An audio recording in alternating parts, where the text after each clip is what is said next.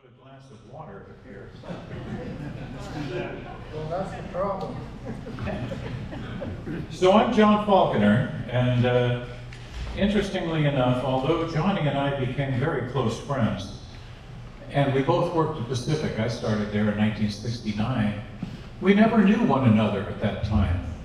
And we became friends because I had put together a reunion of Pacific Stereo employees in 2013 and had managed to gather up a bunch of names and ability to get in touch with people.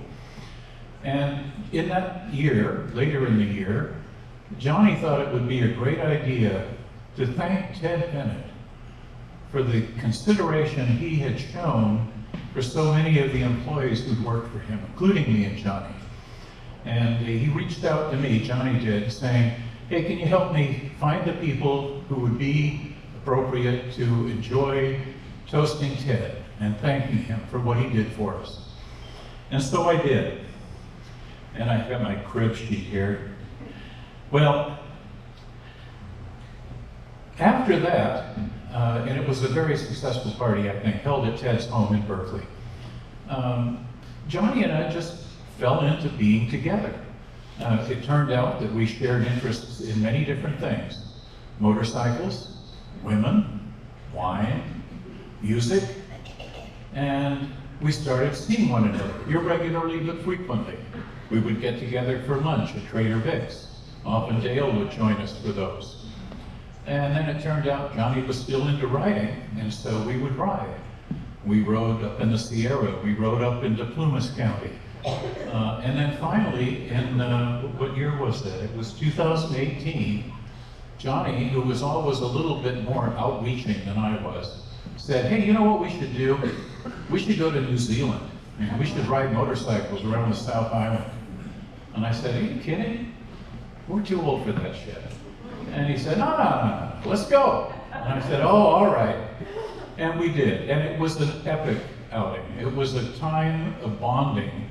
You know, we were roommates, for God's sake, in our age, staying together every night, living through, I think in the 13 days of riding, we had 11 days of rain. So it was quite an experience. But we went on to continue as friends in many different ways. We would go together to Yoshi's for jazz.